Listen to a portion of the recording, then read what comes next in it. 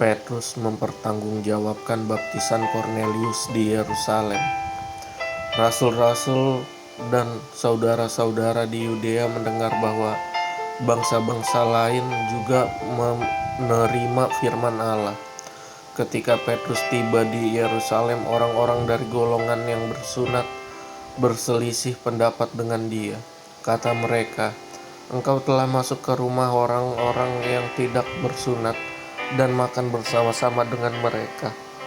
Tetapi Petrus menjelaskan segala sesuatu berturut-turut, katanya, "Aku sedang berdoa di kota Yope, tiba-tiba rohku diliputi kuasa ilahi, dan aku melihat suatu penglihatan, suatu benda berbentuk kain lebar yang bergantung pada keempat sudutnya, diturunkan dari langit sampai di depanku. Aku menatapnya dan di dalamnya aku lihat segala jenis binatang berkaki empat dan binatang liar dan binatang menjalar dan burung-burung. Lalu aku mendengar suara berkata kepadaku, 'Bangunlah hai Petrus, sembelihlah dan makanlah.' Tetapi aku berkata, 'Tidak Tuhan, tidak, sebab aku belum pernah sesuatu yang haram dan yang tidak tahir masuk ke dalam mulutku.' Akan tetapi untuk kedua kalinya suara dari sorga berkata kepadaku, 'Apa yang dinyatakan halal oleh Allah tidak boleh engkau nyatakan haram.' Hal itu terjadi sampai 3 kali, lalu semuanya ditarik kembali ke langit. Dan seketika itu juga 3 orang berdiri di depan rumah, di mana kami menumpang. Mereka diutus kepadaku dari Kaisarea. Lalu kata Roh kepadaku, 'Pergi bersama mereka dengan tidak bimbang.' Dan 6 saudara ini menyertai aku. Kami masuk ke dalam rumah orang itu, dan ia menceritakan kepada kami bagaimana ia melihat seorang malaikat berdiri di dalam rumahnya dan berkata kepadanya, 'Suruhlah orang ke Yope untuk menjemput Simon yang disebut Petrus.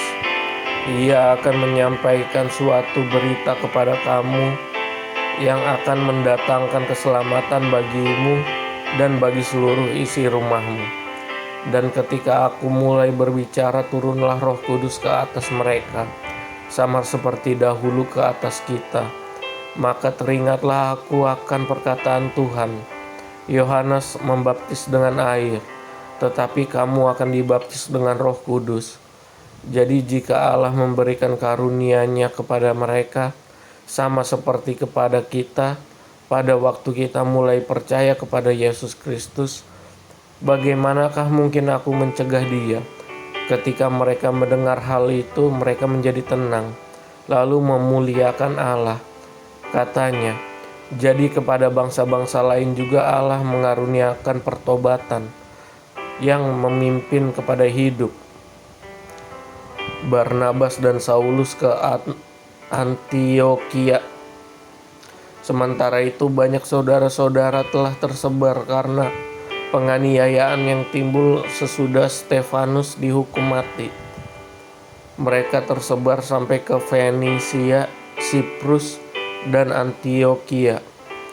Namun mereka memberitakan Injil kepada orang Yahudi saja. Dan akan tetapi di antara mereka ada beberapa orang Siprus dan orang Kirene yang tiba di Antiokhia dan berkata-kata juga kepada orang-orang Yunani dan memberitakan Injil bahwa Yesus adalah Tuhan. Dan tangan Tuhan menyertai mereka, dan sejumlah besar orang menjadi percaya dan berbalik kepada Tuhan.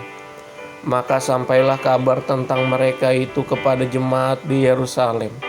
Lalu jemaat itu mengutus Barnabas ke Antiokhia. Setelah Barnabas datang dan melihat kasih karunia Allah, bersukacitalah ia menasehati mereka supaya mereka semua tetap setia kepada Tuhan, karena Barnabas adalah orang baik, penuh dengan Roh Kudus dan iman. Sejumlah orang dibawa kepada Tuhan. Lalu pergilah Barnabas ke Taurus untuk mencari Saulus, dan setelah bertemu dengan dia, ia membawanya ke Antiokhia. Mereka tinggal bersama-sama dengan jemaat itu 1 tahun lamanya, sambil mengajar banyak orang. Di Antiokhia, murid-murid itu untuk pertama kali disebut Kristen. Pada waktu itu datanglah beberapa nabi dari Yerusalem ke Antiokhia. Seorang dari mereka yang bernama Agabus bangkit, dan oleh kuasa roh ia mengatakan bahwa seluruh dunia akan ditimpa bahaya kelaparan yang besar.